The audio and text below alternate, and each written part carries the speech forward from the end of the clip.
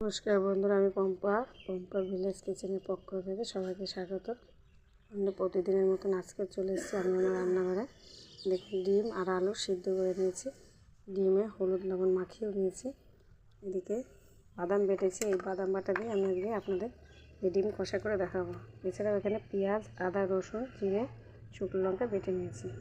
এছাড়াও সোয়াবিন আছে, এই সোয়াবিন দিয়ে আমি আজকে ডিম কষা করব। কড়াই গরম হয়ে গিয়েছে, তেল দিয়ে দিচ্ছি।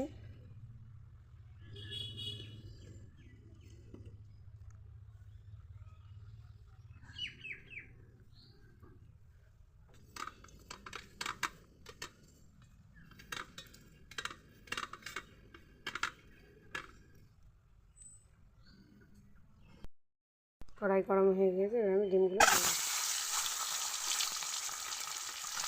একটু লাল লাল করে ভেজে নেব।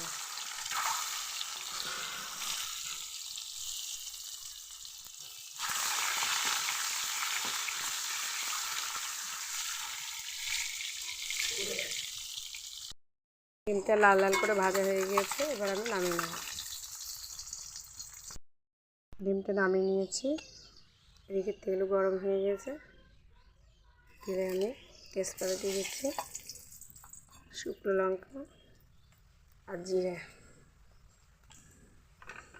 দিয়ে একটু নাড়াচাড়া করে নেব।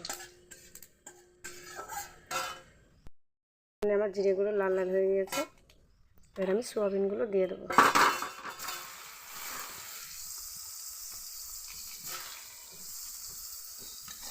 সোয়াবিন দিয়ে দিচ্ছি, তার সঙ্গে আলুগুলো দিয়ে দিচ্ছি।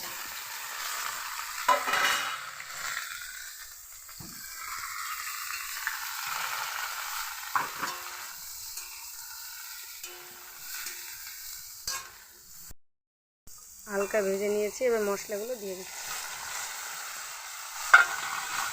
মশলা দিয়ে এবার একটু কষিয়ে নেব।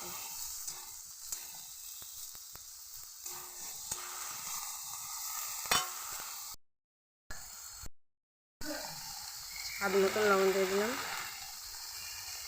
আরও হলুদ দিয়ে দিলাম। এবার আমি কষাতে থাকবো, ভালো করে কষিয়ে নেব। বন্ধুরা, আমার মশলাটা কষানো হয়ে গিয়েছে, এবার আমি জল দিয়ে দেবো।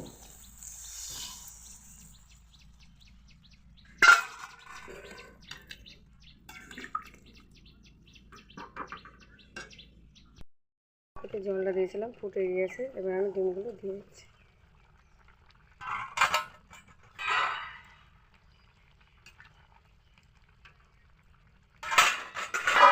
2 মিনিটের জন্য ঢেকে রাখবো। হয়ে গিয়েছে, এবার আমি আগলা করে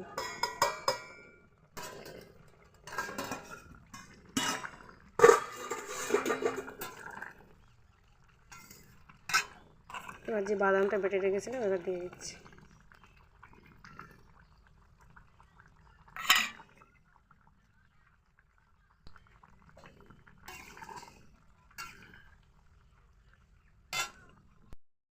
যে বাদামটা বেটে দিয়েছিলাম, আগে ছিল একরকম কালার, বাদাম বাটাটা দেওয়ার পর দেখেন কালারটা পাল্টে গেছে, চেঞ্জ হয়ে গেছে।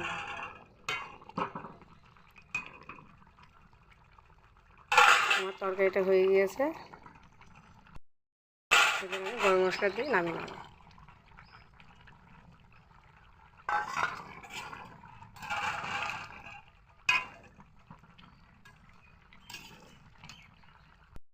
তরকারিটা হয়ে গিয়েছে, এবার নামিয়ে নিচ্ছি। আমি তরকারিটা নামিয়ে নিয়েছি। দেখুন বন্ধুরা, আপনারা ঠিক এইভাবেই বাদাম দিয়ে ডিম কষা করবেন, দেখবেন খেতে খুব ভালো লাগবে। যদি ভালো লেগে থাকে তাহলে অবশ্যই লাইক, কমেন্ট, শেয়ার করবেন।